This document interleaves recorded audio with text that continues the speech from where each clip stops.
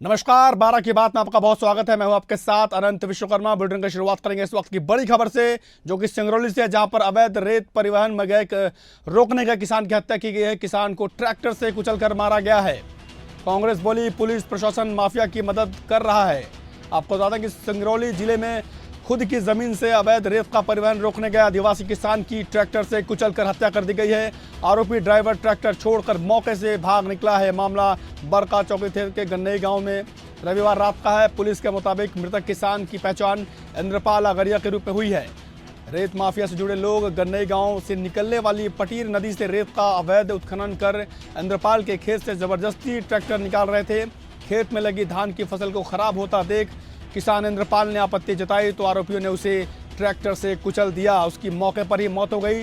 मामले पर सोमवार को कांग्रेस के प्रदेश अध्यक्ष जीतू पटवारी और सीडब्ल्यूसी सदस्य पूर्व मंत्री कमल पटेल ने ट्वीट भी किया है। और आपको इसमें नया अपडेट बता दें कि इसमें कमलनाथ ने भी ट्वीट किया है, मध्य प्रदेश के पूर्व मुख्यमंत्री। और लगातार इस तरह की घटनाएं आ रही हैं जहां पर आदिवासी किसान की हत्या की गई है। सिंगरौली की बता रहे हैं। इससे पहले अगर मैं अत्याचार की बात कर लूँ तो कटनी से एक अभी खबर सामने आई थी जिसने पूरे प्रदेश का ध्यान अपनी ओर आकर्षित किया था। ये सिंगरौली की घटना आप देख रहे हैं।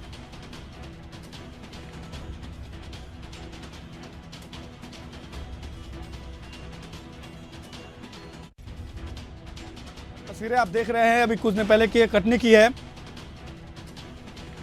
जहां पर किस तरह से दलित पर अत्याचार की तस्वीरें थी। अभी एक नई घटना हुई है सिंगरौली की, जहां पर किसान को ट्रैक्टर से कुचलकर मार दिया गया है। वहीं कांग्रेस ने इस पर ट्वीट किया है। प्रदेश अध्यक्ष कांग्रेस के जीतू पटवारी ने ट्वीट किया है।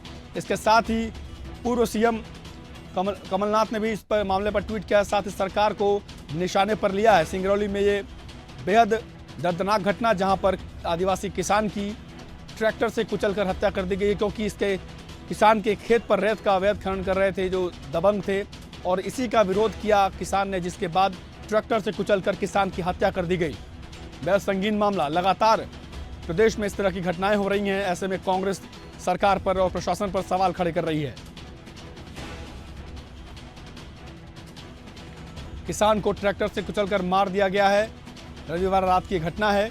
रेत का अवैध खनन होता देख किसान मौके पर पहुंचा। उसने रोकने की कोशिश की, तभी रेत माफियाओं ने उसे ट्रैक्टर से कुचल दिया, जिससे उसकी मौत हो गई। इस तरह की कई घटनाएं प्रदेश में होती रहती हैं। ऐसे में सवाल खड़ा होना लाजमी है। कांग्रेस भी सवाल खड़े कर रही है सरकार पर कि आखिर इस तरह की घटनाएं लगातार किसानों, आदिवासियों, दलितों पर मध्य प्रदेश में अत्याचार क्यों हो रहा है। बड़ा सवाल पुलिस प्रशासन पर। साथ ही कांग्रेस के जो नेता हैं वो ट्वीट कर रहे हैं। जीतू पटवारी का ट्वीट आया है जिसमें उन्हें सरकार पर निशाना साधा है। वहीं कमलनाथ का भी ट्वीट सामने आया है जिसमें उन्होंने सरकार पर सवाल उठाए हैं। आपको कांग्रेस के जो नेता है उनका ट्वीट आपको हम दिखाते हैं। जीतू पटवारी ने ट्वीट किया है, कमलनाथ ने ट्वीट किया। देखिए, मध्य प्रदेश में अंतहीन हो चुके आदिवासी उत्पीड़न की एक और सनसनी से खेज घटना आई है सिंगरौली में। बाकायदा उस वीडियो को पोस्ट किया गया है जहां उस किसान की मौत हुई है। ये आप ट्वीट देख सकते हैं। और रेत के उत्खनन को लेकर भी लगातार सवाल खड़े किए जा रहे हैं।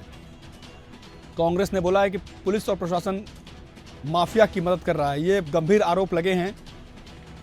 डॉक्टर मोहन यादव को ट्वीट करके सवाल पूछे गए हैं कि आखिर मध्य प्रदेश में ऐसी तस्वीरें लगातार देखने को क्यों मिलती है, क्यों इस मामले में गृह मंत्री ने चुप्पी साध रखी है। ये सवाल लगातार कांग्रेस के जो नेता हैं वो पूछ रहे हैं। तो किसान की पहचान इंद्रपाल अगरिया के रूप में की है कि रेत माफिया से जुड़े लोग गन्नई गांव से निकलने वाली पटीर नदी से रेत का अवैध उत्खनन कर इंद्रपाल के खेत से जबरदस्ती ट्रैक्टर जो है निकाल रहे थे। और खेत में लगी धान की फसल को खराब होता देख इंद्रपाल ने आपत्ति जताई तो आरोपियों ने इसे ट्रैक्टर से कुचल दिया। लगातार हम आपको तस्वीरें भी दिखा रहे हैं। साथ ही कांग्रेस के जो नेताओं के जो ट्वीट हैं, जो सवाल खड़े करते हुए, वो ट्वीट भी हम आपको लगातार अपनी टेलीविजन स्क्रीन पर दिखा रहे हैं। आप भी देख सकते हैं। और इस खबर पर अधिक चर्चा करने के लिए हमारे साथ बीजेपी से अजय धौले और कांग्रेस से जितेंद्र मिश्रा जी हैं। आप दोनों का बहुत बहुत स्वागत है। मेरा पहला सवाल बीजेपी के जो हमारे साथी हैं अजय धौले, उनसे ही है कि आखिर क्यों प्रदेश में इस तरह की लगातार घटनाएं हो रही हैं। अभी कटनी, उससे पहले सीधी, उससे पहले रीवा और अब ये सिंगरौली की ये घटना है। क्यों इतना जो कानून व्यवस्था क्यों उतनी लचर हो गई है, इसलिए लगातार कांग्रेस सवाल खड़े कर रही है। बताइए अजय धवल जी।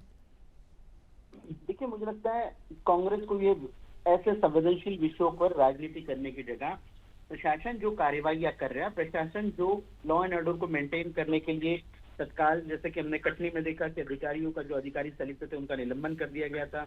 हमने छतरपुर की भी घटना का देखा कि जब भी लॉ एंड ऑर्डर को हाथ में लेने की प्रयास करता है तो प्रशासन कड़ाई के साथ में उन लोगों के विरुद्ध कार्रवाई। अजय जी, सवाल देखिए, सवाल कार्रवाई होती है लेकिन वो बाद में होती है। अगर वो कार्रवाई, अगर ऐसी स्थिति क्यों नहीं बन रही कि जो माफिया हैं या जो दबंग है उनके मन में कानून के का जो डर रहे, ऐसा क्यों नहीं? अब घटना के बाद कार्रवाई करना ये तो एक प्रक्रिया है ही, लेकिन ऐसा ना हो इसके लिए सरकार कुछ कड़े इंतजाम कर रही है क्या? देखिए, ये हम जिस समाज में रहते हैं उस समाज में सभी प्रकार के लोग रहते हैं। इसमें आदतन अपराधी भी रहते हैं, इसमें अच्छे लोग भी रहते हैं। तो हमेशा सरकार का ये प्रयास होता है कि जो अपराधी तत्व हैं उन अपराधी तत्वों में कानून का भय बनाने के लिए जब कोई एक प्रकरण हो जाता है उसमें ऐसा प्रयास किया जाता है कि कठोर से कठोर कार्रवाई हो, जिससे जो अपराध करने वाले अन्य अपराधी उनके लिए एक नजीर स्थापित हो। लेकिन हम कहीं ना कहीं ये भी देखते हैं कि अपराधी की जो मानसिकता है वो अपराध से ग्रसित होती है। मूलतः इस विषय को हम राजनीति से परे यदि देखें कि लॉ एंड ऑर्डर का मेंटेनेंस की व्यवस्था ये सरकार का प्राथमिक दायित्व और माननीय, ठीक है सर, प्राथमिक दायित्व तो सही बात है, लेकिन अगर ये होता तो ऐसी घटनाएं होती। हमारे साथ लगातार कांग्रेस के जो प्रवक्ता है वो जुड़े हुए जितेंद्र जी, लगातार इस तरह की घटनाएं प्रदेश में देखने को मिल रही है। कहीं ना कहीं सवाल तो बनता ही है और इसीलिए आपके जो शीर्ष नेतृत्व है वो लगातार ट्वीट करके सवाल खड़े कर रहे हैं। लेकिन बीजेपी का ये कहना है कि वो इस तरह की जो घटनाएं होती हैं उस पर कार्रवाई कर रही है। क्या कुछ कहेंगे आप जितेंद्र जी? देखिए, सबसे पहले तो आपको धन्यवाद कि सामाजिक सरोकार से जुड़े मुद्दे को आपने उठाया, वरना आज के दौर का मीडिया सिर्फ सरकार की प्रशंसा में लगा है, सवाल पूछने की हिम्मत नहीं कर पा रहा है। और भारतीय जनता पार्टी के प्रवक्ता का यह बयान मुझे बेहद शर्मनाक लगा, जिसमें उन्होंने कहा कि कांग्रेस संवेदनशील मुद्दों को नहीं उठा रही है। इससे बड़ा संवेदना क्या हो सकती है इस प्रदेश में कि सरकार बैठी हो और अराजकता मध्य प्रदेश में फैलती जा रही हो। जब से मोहन सरकार आई है, जब से इस प्रदेश का सत्यानाश हुआ पड़ा है। शिवराज सरकार में तो गनीमत भी थी, लेकिन इन्होंने तो बंटा ढार करके रख दिया है। अभी कल आपने देखा कि जिस घटना पर हम और आप विमर्श कर रहे थे, तब इन्होंने कहा था कि जो जो घटना सामने आती है उस पर कार्रवाई की जाती है। हमारा कहना था कि अगर एक आध कार्रवाई सख्त कर दी जाए और माफिया को सरकार का संरक्षण खत्म हो जाए तो निश्चित तौर पर इतनी हिम्मत नहीं हो सकती कि माफिया किसी का मर्डर कर दे। अजय जी, सवाल आपकी सरकार पर है, आप लोग क्या संरक्षण दे रहे हैं? क्या कांग्रेस प्रवक्ताओं का आरोप है कुचल के मारा गया है? अजय जी, अनुज जी, लेट मी आंसर जी। देखिए, जिनका काला इतिहास रहा है वो संवेदनशील सरकारों पर प्रश्न चिन्ह नहीं उठा सकते। आप कल का ही उदाहरण देख लीजिए। कल ही 1984 के सिख दंगों में हजारों सिखों की नृशंस हत्या करने के लिए तत्कालीन कांग्रेस के नेता जगदीश टाइटलर जी पर आरोप सिद्ध कर दिए कोर्ट ने। तो मुझे लगता है जिन्होंने हजारों सिखों की नृशंस हत्या सिर्फ अपने एक नेता के आधिपत्य को स्थापित करने के लिए की है, वो आज इस प्रकार के विषयों पर राजनीति कर रहे हैं। जिन्होंने लॉ एंड ऑर्डर की स्थिति क्या करके रखी थी, हमने देखा है, देश ने देखा है कि हजारों वर्षों से हमारी सनातन संस्कृति चली आ रही थी, जहाँ सहभाव सर्वदता की भावना से सब लोग रहते थे। इन्होंने जाति पाति में बांटने का काम किया है। ये कांग्रेस आज जातियों के नाम पर लड़ाने की बात करते हैं। कमलनाथ जी को क्या आप बताइए, जो कमलनाथ जी हजारों सिखों की नृशंस हत्या में दोषी हैं, अजय जी कर रहे हैं। माफ करिएगा, मैं आपको बीच में इंटरप्ट कर रहा हूं, sorry to interrupt you, but सवाल मैं अभी मध्य प्रदेश की बात कर रहा हूं और सवाल मेरा ये है कि लगातार जो मध्य प्रदेश में आदिवासियों और दलितों पर अत्याचार की जो खबरें आ रही हैं उस पर क्या कर रही है सरकार? मेरा सवाल ये है। जिनका काला इतिहास है उनको तो सवाल, फिर आप इतिहास पे चले गए जितेंद्र जी। को कुछ नहीं है, इसलिए ये पुरानी बातें याद करते। आज सरकार में आप हो, जवाब आपको देना पड़ेगा। हम तो दे रहे हैं। हम निश्चित तौर पे हम लोग लॉ एंड ऑर्डर की स्थिति मेंटेन करती है। छतरपुर में घटना हुई, शहजाद के समर्थन में कौन खड़ा हुआ? छतरपुर में घटना हुई, पुलिस वालों पर हमला हुआ, शहजाद के समर्थन में आप लोग खड़े हुए। आप लोगों को नैतिक अधिकार नहीं है कानून व्यवस्था पर प्रश्न चिन्ह खड़ा करने का? जितेंद्र जी जवाब दीजिएगा, आखिरी जवाब होगा आपका यहाँ पर फिलहाल। सवाल इस बात का उठता है कि आज इस प्रदेश में अराजकता की स्थिति क्यों बन रही है? कहीं पर तो आप रातों रात निर्णय ले लेते हैं, न्यायालय को भी पता नहीं चलता है कि आपने फैसला कर लिया, और कहीं पर जब माफिया इन्वॉल्व होता है तब जाकर के आप इस प्रदेश ने देखा है आईपीएस की मौत होते हुए, आईपीएस की हत्या होते हुए, लेकिन सरकार ने सबक नहीं लिया। इस प्रदेश में कानून व्यवस्था इतनी पंगु हो गई कि सिमी के आतंकवादी खुलेआम प्रदेश में घूमते रहे, जेल तोड़ के भागते रहे, तब कोई कदम नहीं उठाया गया। और आज लगातार हम कहते रहे प्रदेश में अराजकता बढ़ रही है, कानून का डंडा समाप्त हो गया है, कानून का राज समाप्त हो गया है, गुंडे और अजय जी जवाब दीजिएगा, बड़े गंभीर आरोप लग रहे हैं। अब क्या करके फिर एक घटना आपके सामने आ गई। अगर कड़ाई से कदम उठाए जाते तो अभी तक कोई दोबारा पुनरावृत्ति नहीं होती। भारतीय जनता पार्टी की सरकार वो सरकार है जिसने हमेशा से न्याय व्यवस्था को और कानून के राज को स्थापित करने के लिए ऐसे अनेक उदाहरण प्रस्तुत ठीक है, उदाहरण आपने दिए हैं सर, लेकिन पिछले जो एक हफ्ते के अंदर जो तस्वीरें सामने आ रही है ना सर, वो कोई उदाहरण नहीं है, वो उदाहरण है दबंगई का, वो उदाहरण है कि कानून व्यवस्था पर कितने सवाल चिन्ह खड़े हो रहे हैं। बहुत बहुत शुक्रिया आप दोनों मेहमानों का इस चर्चा में जुड़ने के लिए। लेकिन ये सवाल लगातार, भले बीजेपी वाले ये कहते रहे हैं कि उनकी सरकार बहुत ही संवेदनशील है, बहुत ही कानून प्रिय है, लेकिन जो तस्वीरें लगातार सामने आ रही हैं उससे कहीं नहीं लगता। क्योंकि जिस तरह की तस्वीरें हमने कटनी में देखी, उससे पहले हमने जो सीधी में देखी, या अभी हमने रीवा में देखी, और अब हम जो तस्वीरें हम लगातार सिंगरौली में देख रहे हैं, उससे हम कांग्रेस के जो प्रवक्ता साथी है उनकी बात से कहीं भी हम इससे मैच नहीं करते। सवाल तो लगातार उठेगा ही, क्योंकि ये तस्वीरें सच्चाई बयां करती हैं। तो सिंगरौली की ये तस्वीर है, आप देख सकते हैं किस तरह से एक किसान की हत्या कर दी जाती है, क्योंकि वो रेत माफिया को रोकने गया था। वो उसकी जो खड़ी फसल है उसको नुकसान पहुंचाकर वो रेत खनन करके वहां से जा रहे थे। किसान की गलती सिर्फ यही थी कि उसने उन्हें रोक लिया, और इसी बात पर दबंगों ने उसे ट्रैक्टर से कुचल दिया, उसकी हत्या कर दी। अब बीजेपी वाले ये कह रहे हैं कि प्रदेश में कानून का राज है, वो कानून प्रिय है बीजेपी, उनकी जो सरकार है। लेकिन तस्वीर देखकर कतई ऐसा नहीं लगता कि ये जो हमारे साथी बोल रहे थे बीजेपी के प्रवक्ता अजय धवले जी, उनकी बातों से कतई ये मैं इत्तेफाक नहीं रखता कि प्रदेश में फिलहाल कानून की व्यवस्था है।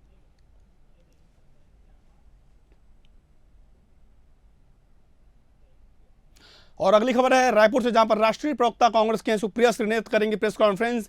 कांग्रेस प्रदेश मुख्यालय राजीव भवन में प्रेस कॉन्फ्रेंस करेंगी। कानून व्यवस्था की स्थिति पर यह प्रेस कॉन्फ्रेंस की जाएगी। महिलाओं सुरक्षा पर जो सवाल जो लगातार खड़े हो रहे हैं, ये वो सरकार पर सुप्रिया श्रीनेत जी सवाल खड़ी करते हुए नजर आएंगी। तो कांग्रेस की राष्ट्रीय प्रवक्ता है सुप्रिया श्रीनेत, आज उनकी प्रेस कॉन्फ्रेंस है और महिलाओं की सुरक्षा को लेकर वो सरकार पर सवाल खड़े करेंगी।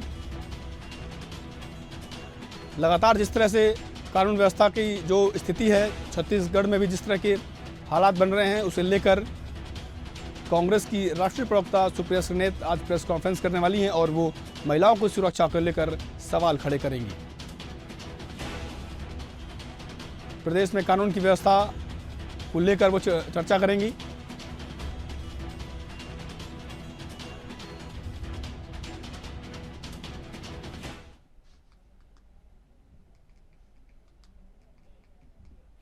मध्य प्रदेश सरकार ने राज्य में सुशासन और जन कल्याण के प्रति अपनी प्रतिबद्धता को और भी सशक्त करते हुए राजस्व महाअभियान 2.0 का सफल आयोजन किया है। इस महाअभियान के दौरान प्रदेश भर में रिकॉर्ड स्तर पर जिस तरह से काम हुए हैं उसकी चर्चा की जाएगी। अब तक कुल मिलाकर 80 लाख से अधिक राजस्व प्रकरणों का निराकरण किया गया है। यह महाअभियान प्रदेश के नागरिकों के जीवन को और अधिक सरल और सुगम बनाने के हमारे संकल्प को दर्शाता है, ये सीएम ने कहा है। अब जल्द ही राजस्व महाअभियान 3.0 की शुरुआत की जाएगी, जिससे यदि किसी प्रकरण का लंबित होगा उसे भी लाभ मिलेगा। मुख्यमंत्री ने राजस्व महाअभियान में काम करने वाले सभी अधिकारियों को बधाई और शुभकामनाएं दी हैं। क्या कुछ कहा है, सुनिए आप भी। जय श्री महाकाल। मुझे इस बात की प्रसन्नता के मध्य प्रदेश सरकार के राजस्व मंत्रालय द्वारा नामांतरण को लेकर के आधुनिक तकनीक का उपयोग करते हुए पूरे देश में सबसे पहले मध्य प्रदेश ने रजिस्ट्रीकरण के साथ तुरंत नामांतरण करने की एक प्रक्रिया स्थापित की, जिसके कारण से पटवारी के पास अलग से आवेदन करना, उनको तारीख लगाना, न्यायालय तक जाना, राजस्व न्यायालय तक जाना, इसकी कोई आवश्यकता नहीं। इसमें सीधे सीधे नई तकनीक के आधार पर रजिस्ट्रीकरण के साथ ही पंजीकरण का एक सिस्टम हमने पहले प्रारंभ किया। लेकिन मुझे बताया गया था कि हमारे कई सारे कृषकों के समय समय के नामांतरण, बंटवारा, नक्शे के संशोधन, ऐसे कई विषय पेंडिंग थे। तो हमने एक अभियान चलाया था पहले, जिसमें लगभग 30 लाख का पहले लोगों के नामांतरण बंटवारे के प्रकरण कंप्लीट हुए।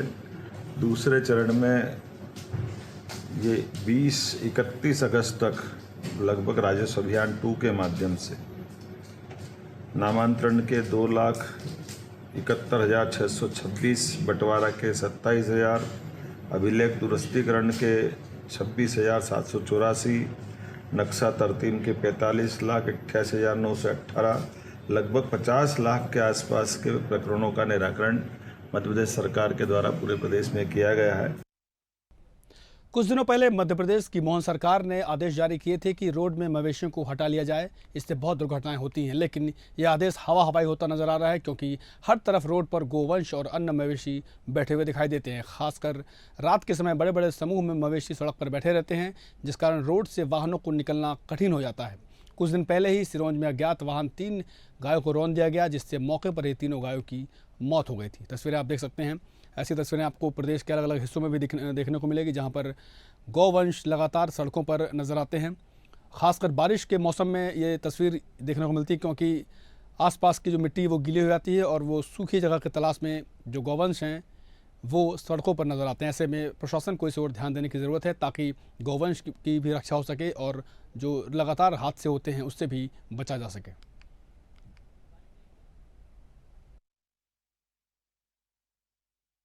मैं चंद्र प्रकाश रघुवंशी, ग्राम पंचायत पटोरा। हमारे गांव में रोज रात में किसान जागकर गायों को भगा रहे हैं। बहुत विकट समस्या है गायों की, और आवारा पशुआं रोड पे घूम रहे हैं। रात में बहुत मेहनत करनी पड़ रही है। फसल पकी हुई है, हमारी फसल पक कर तैयार है। आवारा पशु उसमें घुसते हैं तो फसल खराब होती है और फसल टूटती भी है। कई कह रहे हैं मुख्यमंत्री जी के आदेश हैं।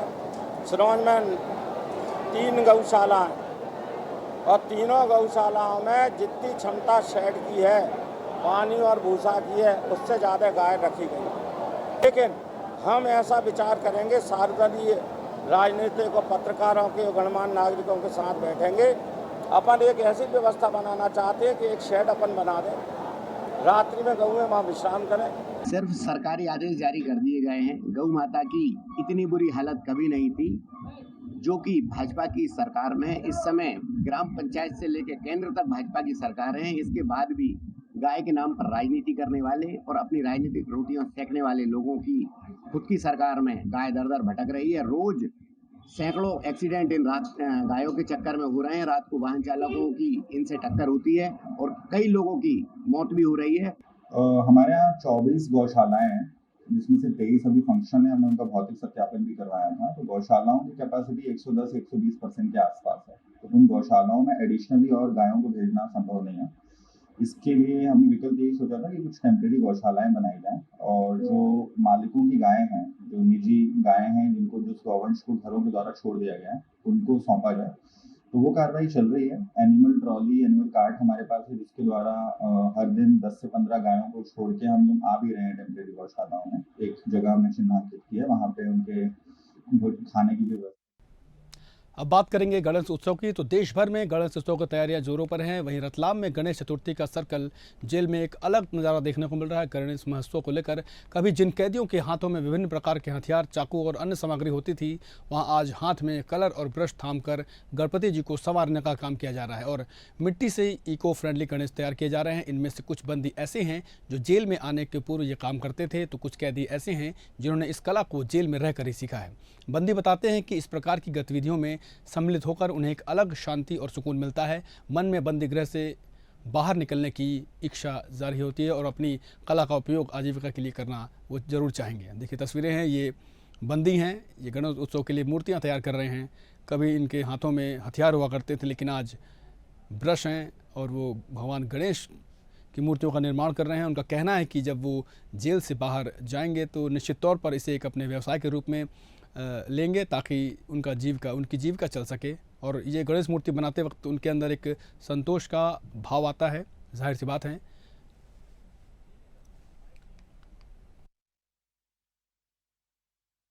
सर हमको यहाँ ही साहब लोग ने हमारे सर लोग ने सर ने बताया कि गणेश जी बनाना वाला आए थे, बनाने के लिए बताया कि गणेश जी बनाना।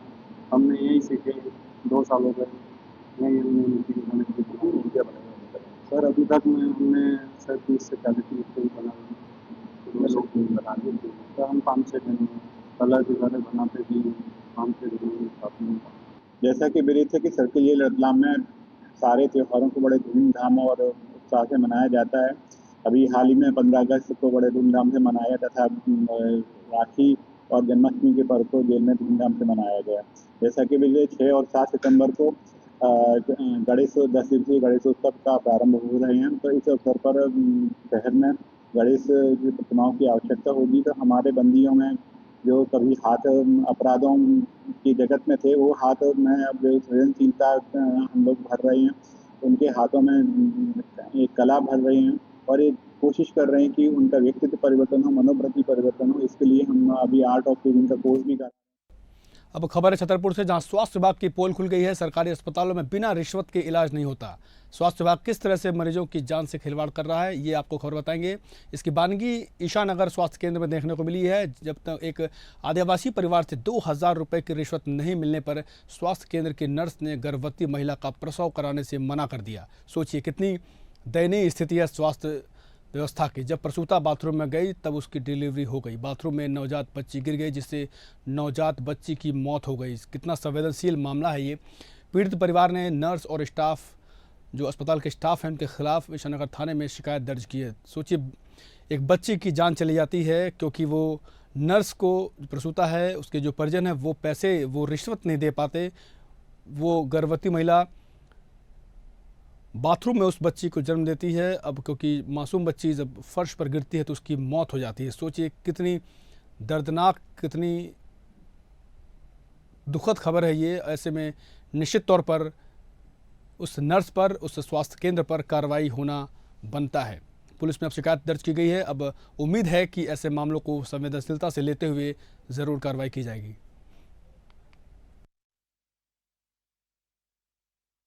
हम अपनी देरामनी हम आते डिलीवरी नहीं करने लिए। सो नैसे बोली हमने कि इसको भर्ती करना है। सो बोली कि नहीं, पैसे लिया 2000 रुपये। सो हमने कि पैसे नहीं, हमारी डिलीवरी हो जाए है तो हम जैसे पैसे दें, जैसे अपनी डिलीवरी घर ले जाए हैं। सो उसने नहीं कही, बोले जा बाहर हटो है, नहीं तो डिलीवरी होगी। सो हमने क्यों साहब, तो आपके पाँव पर हाथ भी जोड़ रहा है। सो बोले नहीं, हाथ भी नहीं, हम नहीं जोड़वाएगी, ना हाथ जोड़वाएगी ना पैर भी पड़वाएगी।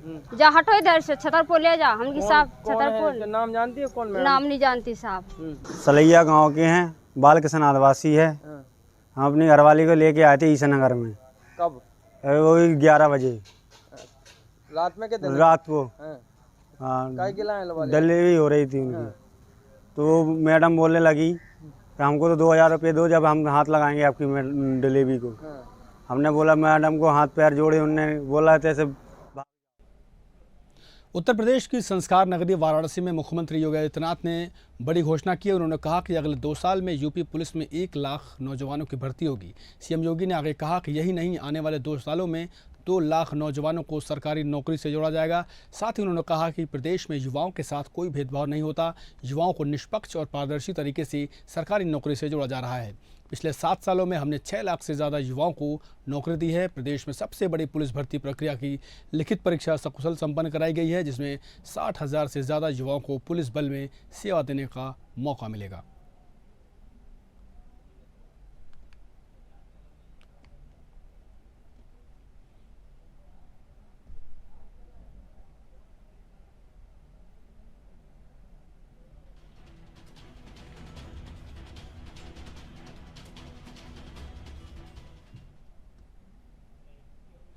खबर बिजनौर से है, जहां पर आदमखोर गुलदार की वजह से दहशत में जी रहे लोगों ने राहत की सांस ली है। दरअसल वन विभाग की टीम ने गुलदार को पकड़ लिया है। गुलदार के हमले से अब तक बिजनौर में 28 लोग अपनी जान गंवा चुके हैं। दिन प्रतिदिन ग्रामीणों में गुलदार को लेकर दहशत बढ़ती जा रही है। यहां गुलदार के हमले के कारण ग्रामीण इतने परेशान थे कि एक महिला की मौत के बाद ग्रामीणों ने रेलवे ट्रैक पर बैठकर ट्रेन रोक दी थी। इस घटना के बाद वन विभाग और जिला प्रशासन हरकत में आया और गुलदार प्रभावित क्षेत्र में पिंजरे लगाए गए। ये मामला बिजनौर के अफजलगढ़ थाना क्षेत्र के गांव रामनगर नगीना रेंज का बताया जा रहा है। तो गुलदार पिंजरे के अंदर।